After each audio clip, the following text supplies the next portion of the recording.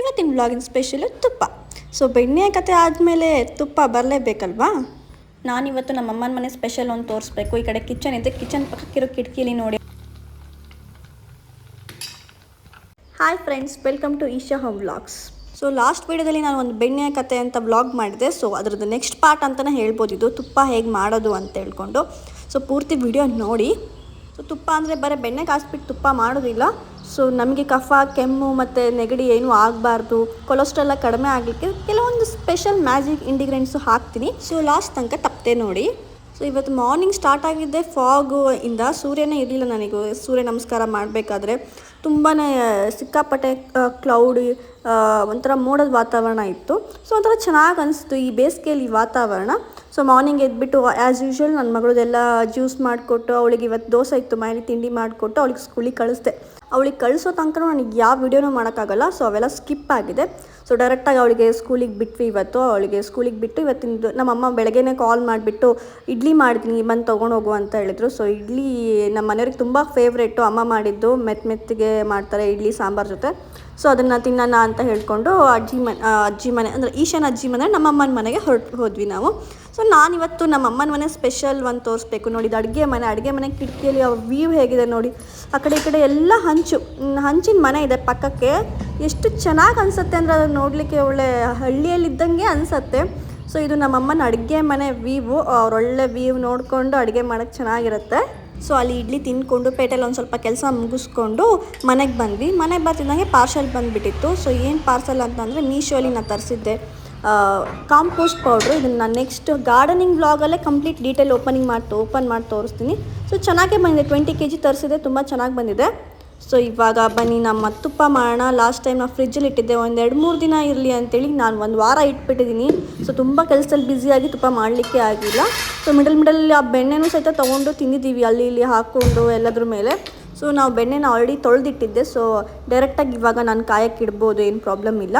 So ಅದನ್ನು gas ಮೇಲೆ ಹಚ್ಬಿಟ್ಟು ನಾನು ಅದಕ್ಕೆ ಸ್ಪೆಷಲ್ ಇಂಗ್ರೀಡಿಯೆಂಟ್ಸ್ ಅಂತ ಹೇಳಿದ್ನಲ್ಲ, ನಮಗೇನು ಕೆಮ್ಮು ಆಗಬಾರ್ದು ಅಂತ ಹೇಳ್ಕೊಂಡು. ಸೊ ಅದನ್ನು ತರಲಿಕ್ಕೆ ಅಂತ ನಮ್ಮನೆ ಹಿತ್ತಲ ಕಡೆ ಹೋಗ್ತಾಯಿದ್ದೀನಿ. ಸೊ ನಮ್ಮನೆ ಹಿತ್ತಲ ಕಡೆನೇ ನಾನು ಕೆಲವೊಂದು ಕಿಚನ್ ಥಿಂಗ್ಸ್ ಎಲ್ಲ ಬೆಳೆದಿದ್ದೀನಿ, ಆ ಗಿಡಗಳೆಲ್ಲ.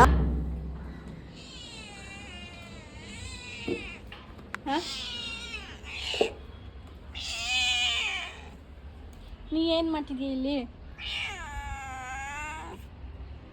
ಈಗ ನಾವು ಸಾಕಿದ್ದು ಬೇಕಲ್ಲ, ಅದು ನಮ್ಮ ಮನೇಲೆ ತಿನ್ಕೊಂಡು ಉಣ್ಕೊಂಡು ನಮ್ಮ ಗಾರ್ಡನಲ್ಲೇ ಬಿದ್ದು ಉಳ್ಳಾಡ್ತಿರುತ್ತೆ. ಸೊ ಈಗ ನಾನು ಹೇಳಿದ್ನಲ್ಲ ಮ್ಯಾಜಿಕ್ ಇಂಗ್ರೀಡಿಯೆಂಟ್ಸ್ ಅಂತ, ವೀಳ್ಯದೆಲೆ. ಸೊ ವೀಳ್ಯದೆಲೆ ಎಲ್ಲರಿಗೂ ಗೊತ್ತೇ ಇರುತ್ತೆ, ಎಲ್ಲರೂ ಮನೇಲಿ ಆಲ್ಮೋಸ್ಟ್ ಬೆಳೆಸಿರ್ತಾರೆ, ಇಲ್ಲಾಂದರೆ ಮಾರ್ಕೆಟಲ್ಲಂತೂ ಸಿಗುತ್ತೆ.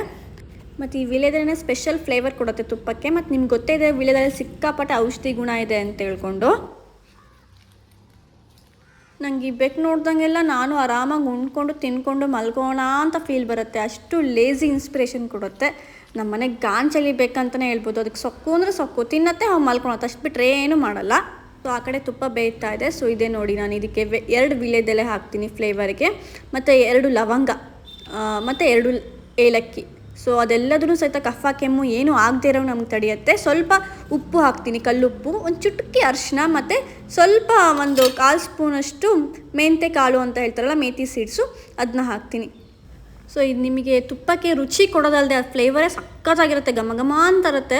ಸೊ ಆ ಫ್ಲೇವರ್ ಕೊಡೋದಲ್ಲದೆ ನಮಗೆ ಹೆಲ್ತ್ಗೆ ತುಂಬ ಬೆನಿಫಿಟ್ ಕೆಲಸ ಮಾಡುತ್ತೆ. ಈಗ ಕೊಲೆಸ್ಟ್ರಾಲ್ ಕಡಿಮೆ ಮಾಡುತ್ತೆ. ಈಗ ತುಪ್ಪ ತಿಂದರೆ ಜಾಸ್ತಿ ಕೊಲೆಸ್ಟ್ರಾಲ್ ಆಗುತ್ತೆ, ದಪ್ಪ ಆಗ್ತೀವಿ ಅನ್ನೋರೆಲ್ಲ ಈ ಥರ ತುಪ್ಪ ಬೇಯಿಸ್ಕೋಬೇಕಾದ್ರೆ ಈ ಥರ ಹಾಕ್ಬಿಟ್ಟು ಬೇಯಿಸ್ಕೊಂಡ್ರೆ ನಮಗೆ ಅದು ಯಾವುದೇ ರೀತಿ ಎಫೆಕ್ಟ್ ಆಗೋದಿಲ್ಲ. ನಾನು ಎಷ್ಟೋ ವರ್ಷದಿಂದ ಹೀಗೆ ಮಾಡ್ಕೊಂಡು ತಿಂತೀನಿ. ಸೊ ನೋಡಿರ್ಬೋದು, ನನಗೆ ಅಷ್ಟೆಲ್ಲ ಕೊಬ್ಬೆಲ್ಲ ಬಂದಿಲ್ಲ, ಅದೇನಂತಾರೆ ಬ್ಯಾಡ್ ಕೊಲೆಸ್ಟ್ರಾಲ್ ಎಲ್ಲ ಬಂದಿಲ್ಲ. ತುಪ್ಪದಲ್ಲೇ ನನ್ನ ಮಗಳಿಗೂ ಊಟ ಮಾಡಿಸ್ತೀನಿ. ಸೊ ಏನೂ ಆಗಿಲ್ಲ. ಇದು ನನ್ನ ಆಯುರ್ವೇದಿಕಲ್ಲಿ ಪ್ರೂವ್ಡ್ ಇದೆ. ಸೊ ನೀವು ಬೇಕಾದ್ರೆ ಮನೇಲಿ ಒಂದ್ಸಲ ಚೆಕ್ ಮಾಡಿ. ಕೆಲವೊಬ್ರು ಕರಿಬೇವು ಬೆಳ್ಳುಳ್ಳಿನೂ ಹಾಕ್ತಾರೆ, ನಾನು ಹಾಕಲ್ಲ. ನನಗೆ ಅದು ಬೆಳ್ಳುಳ್ಳಿ ಫ್ಲೇವರ್ ನಂಗೆ ಮೊದಲಿಂದನೂ ಆಗಲ್ಲ, ಹಾಗಾಗಿ ಹಾಕಲ್ಲ. ನಿಮಗೆ ಇಷ್ಟ ಇದೆ ಬೆಳ್ಳುಳ್ಳಿ ಫ್ಲೇವರ್ ಅಂದರೆ ಬೆಳ್ಳುಳ್ಳಿನೂ ಮತ್ತು ಕರಿಬೇವು ಅದರೊಳಗೆ ಇನ್ಕ್ಲೂಡ್ ಮಾಡಿ. ತುಂಬ ಒಳ್ಳೆ ಫ್ಲೇವರ್ ಕೊಡುತ್ತೆ ತುಪ್ಪಕ್ಕೆ. ನೀವು ಗಲೀಜು ಅನ್ಸೋದೇ ಇಲ್ಲ, ಸಖತ್ ಅನ್ಸುತ್ತೆ ಮಾತ್ರ. ತಿಂದಾಗ ಒಂಥರ ಚಾಕ್ಲೇಟಿ ಫೀಲ್ ಕೊಡುತ್ತೆ. ಯಾಕಂದರೆ ಏಲಕ್ಕಿ ಲವಂಗ ನೀವು ನೋಡಿರ್ಬೋದು, ಸ್ವೀಟಲ್ಲೆಲ್ಲ ಹಾಕಿರ್ತಾರಲ್ಲ, ಅದನ್ನು ಹಾಕಿರೋದಕ್ಕೆ ಸ್ವೀಟ್ ತುಂಬ ಒಂಥರ ಫ್ಲೇವರಿಶ್ ಚೆನ್ನಾಗಿ ಕೊಟ್ಟಿರುತ್ತೆ. ಹಾಗಾಗಿ ತುಪ್ಪದಲ್ಲೂ ಅದೇ ಸ್ವೀಟ್ನೆಸ್ ಫ್ಲೇವರ್ ಬಂದಿರುತ್ತೆ. ಸೊ ಈಗ ಅದು ಅರ್ಧ ಕುದೀತಾ ಇದೆ, ಅದು ಪೂರ್ತಿ ಬೆಣ್ಣೆ ಕರಗಿದೆ ಅಂದಮೇಲೆ ನಾನು ಅಷ್ಟು ಏನು ಐಟಮ್ಸ್ ಇದೆ ಅದಷ್ಟು ಅದಕ್ಕೆ ಹಾಕ್ತೀನಿ. ಕುದೀತಾ ಇರೋದಕ್ಕೆ ಚೆನ್ನಾಗಿ ಹಾಕಿ ಕೈ ಆಡ್ತೀನಿ ಅದಕ್ಕೆ.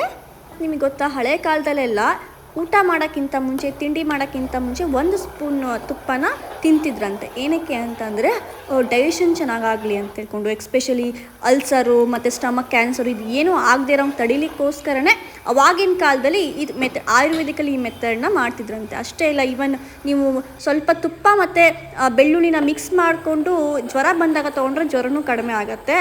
ಅಷ್ಟೇ ಅಲ್ಲ, ಇದ್ರ ಬೆನಿಫಿಟ್ಟು ಎಲ್ಲರೂ ಹೇಳ್ತಾರೆ ತುಪ್ಪ ತಿಂದರೆ ದಪ್ಪ ಆಗ್ತಾರೆ ಅಂತ. ಅದೆಲ್ಲ 100 ಅಲ್ಲ 200% ಸುಳ್ಳು. ತುಪ್ಪ ಆ್ಯಕ್ಚುಲಿ ವೆಯ್ಟ್ ಲಾಸ್ ಮಾಡಲಿಕ್ಕೆ ಹೆಲ್ಪ್ ಮಾಡುತ್ತೆ. ನೀವು ಎಂಟಿ ಸ್ಟಮಕಲ್ಲಿ ಅಂದರೆ ಬೆಳಗ್ಗೆ ಎದ್ದ ಕೂಡಲೇ ಖಾಲಿ ಹೊಟ್ಟೆಯಲ್ಲಿ 1 ಚಮಚ ಸ್ಪೂನ್ ತುಪ್ಪನ ತಿಂದರೆ ಅಥವಾ ತುಪ್ಪನ ನೀರಿಗೆ ವಾಮ್ ವಾಟರಿಗೆ ಹಾಕ್ಕೊಂಡು ಕುಡಿದ್ರೆ ತೆಳ್ಳಗಾಗ್ತಾರೆ. ಇದು ಪ್ರೂವ್ಡ್ ಇದೆ ರಿಸರ್ಚ್ ಪ್ರಕಾರ. ಸೊ ನೋಡಿ, ನೀವು ಒಂದ್ಸಲ ಚೆಕ್ ಮಾಡಿ ಯಾರು ತೆಳ್ಳಗಾಗಬೇಕು ಅಂತಿರೋರು. ಸೊ ಆಯಿಲ್ ತಿನ್ನೋದಕ್ಕಿಂತ ಇದನ್ನು ರಿಪ್ಲೇಸ್ ಮಾಡಿದ್ರೆ ತುಂಬ ಕೊಲೆಸ್ಟ್ರಾಲ್ ಎಲ್ಲ ಕಡಿಮೆ ಆಗುತ್ತೆ ಆ್ಯಂಡ್ ಡೈಜೆಷನ್ ಸಖತ್ತಾಗುತ್ತೆ. ಇದರೊಳಗೆ vitamin A, D, E, K ಎಲ್ಲ ಜಾಸ್ತಿ ಇರೋದ್ರಿಂದ ನಮ್ಮ ಹೆಲ್ತ್ ಬೆನಿಫಿಟ್ಸ್ ತುಂಬ ಇರುತ್ತೆ. ಈ ಆಯಿಲ್ಗಿಂತ ತುಪ್ಪ ತಿಂದರೆ ನಮ್ಮ ಬಾಡಿಗೆ ಬೋನ್, ಎಕ್ಸ್ಪೆಷಲಿ ಮಂಡಿ ನೋವು ಎಲ್ಲ ಬರೋದಿಲ್ಲ ವಯಸ್ಸಾದಮೇಲೆ. ಮೊದಲಿಂದನೇ ತುಪ್ಪ ಎಲ್ಲ ತಿನ್ಕೊತ ಬಂದಿದ್ರೆ. ಮತ್ತು ನಿಮ್ಗೆ ಹೊಟ್ಟೆ ಎಲ್ಲ ತೊಳಸ್ತಾ ಇದೆ, ಡಿಸ್ಕಂಫರ್ಟೇಬಲ್ ಇದೆ ಅನ್ನೋ ಏನಾರು ಫೀಲ್ ಇತ್ತು ಅಂದರೆ ಸ್ವಲ್ಪ ವಾಮ್ ಮಿಲ್ಕಿಗೆ ತುಪ್ಪ ಸೇರಿಸ್ಕೊಂಡು ಕುಡೀರಿ, ಎಲ್ಲ ಕ್ಲಿಯರ್ ಆಗುತ್ತೆ. ಇದೂ ಸಹಿತ ನಾನು ಹೋಮ್ ರೆಮಿಡಿನೇ, ನಾನು ಮನೇಲಿ ಮಾಡ್ಕೊಳೋದು. ಸಿಮ್ಮಲ್ಲಿಟ್ಟೆ ಮಾಡ್ಕೊತ ಬರಬೇಕು. ಯಾವಾಗ ಈ ಥರ ಪಟಪಟ ಅಂತ ಸೌಂಡ್ ಬರೋಕ್ಕೆ ಸ್ಟಾರ್ಟ್ ಆಗಿದೆ ಅಂತಂದರೆ ನಮ್ಮ ತುಪ್ಪ ರೆಡಿ ಆಗಿದೆ ಅಂತ ಹೇಳ್ಕೊಂಡು, ಆ ಟೈಮಲ್ಲಿ ಸ್ವಲ್ಪ ನೀರನ್ನ ಕೈಯಲ್ಲಿ ಹಾಕ್ಕೊಂಡು ಚಿಮ್ಮಿಸ್ತೀನಿ. ಸೊ ಅದು ಸ್ಟ್ರಕ್ಚರ್ ಬರುತ್ತಲ್ವಾ, ರವ ಸ್ಟ್ರಕ್ಚರ್ ಬರಬೇಕು ಅಂತಂದರೆ ಈ ಥರ ನೀರನ್ನ ಚಿಮ್ಮಿಸ್ಬೇಕು. ಆಮೇಲೆ ಸ್ಟವ್ ಆಫ್ ಮಾಡ್ತೀನಿ. ಸೊ ಕಂಪ್ಲೀಟಾಗಿ ಇನ್ನು ನೋಡಿ, ಈ ಥರ ಸ್ಟ್ರಕ್ಚರ್ ಬಂದಿರುತ್ತೆ, ನಿಮಗೆ ಅದು ಬಿಡಿ ಬಿಡಿ ಆಗಿರುತ್ತೆ, ಕ್ಲಿಯರಾಗಿ ಪಟಪಟ ಸೌಂಡ್ ಬಂದಿರುತ್ತೆ, ಬಬಲ್ಸ್ ಎಲ್ಲ ಬಂದುಬಿಟ್ಟು. ಸೊ ಅಂದರೆ ತುಪ್ಪ ರೆಡಿ ಆಗಿದೆ ಅಂತ ಹೇಳ್ಕೊಂಡು. ಸೊ ನೋಡಿ, ತುಪ್ಪ ನಾನು ಈ ಸಲ ತುಂಬಾ ಆಗೋಗಿದೆ, ನನಗೆ ಗೊತ್ತಿಲ್ಲದೆ. ಇದು 500 ml 1 ಡಬ್ಬ, ಅದನ್ನು ಮುಗಿಸ್ಬಿಟ್ಟು ಮತ್ತೆ ಇನ್ನೊಂದು ಡಬ್ಬದಲ್ಲಿ ನಾನು ಹಾಕ್ತಾಯಿನಿ. ಆಲ್ಮೋಸ್ಟ್ 1 kg ಆಗಿದೆ ಅಂತ ಅನಿಸುತ್ತೆ. ತುಂಬ ದಿನ ಆದಮೇಲೆ ಅಂದರೆ ಒಂದೂವರೆ ವರ್ಷ ಆಯಿತು. ನಾನು ಮನೆ ಕಟ್ಟಬೇಕಾದ್ರೆ ಸ್ವಲ್ಪ ಬ್ಯುಸಿಯಾಗಿ ನಾನು ತುಪ್ಪ ಮಾಡ್ತಾನೆ ಇರಲಿಲ್ಲ, ಹೊರಗಡೆ ತರಿಸ್ಕೊತಿದ್ದೆ. ಸೊ ಈ ಮನೆಗೆ ಬಂದಮೇಲೆ ಫಸ್ಟ್ ಟೈಮ್ ಮಾಡಿರೋದು ತುಪ್ಪ. ತುಂಬ ಚೆನ್ನಾಗಿ ಅನಿಸ್ತಿದೆ ನನಗೇ ನೋಡಲಿಕ್ಕೆ. ಆ ಕಲರ್ ನೋಡಿ ಎಷ್ಟು ಚೆನ್ನಾಗಿ ಬಂದಿದೆ ಅಂತ ಹೇಳ್ಕೊಂಡು. ಸೊ ಇದು ನಾನು ಮಾಡಿರೋ ಮನೆ ತುಪ್ಪ.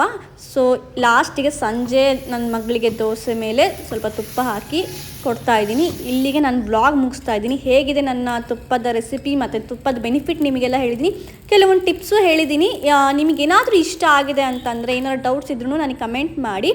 ಆ್ಯಂಡ್ ನನ್ನ ಚಾನಲ್ ಸಬ್ಸ್ಕ್ರೈಬ್ ಮಾಡಿ. ನಾನು ವ್ಲಾಗ್ಸಲ್ಲಿ ಜಸ್ಟ್ ಹೇಳೋದಿಲ್ಲ, ನಾನು ಅದ್ರ ಜೊತೆ ನಿಮಗೆ ತುಂಬ ಇನ್ಫಾರ್ಮೇಷನು ಕೊಡ್ತೀನಿ.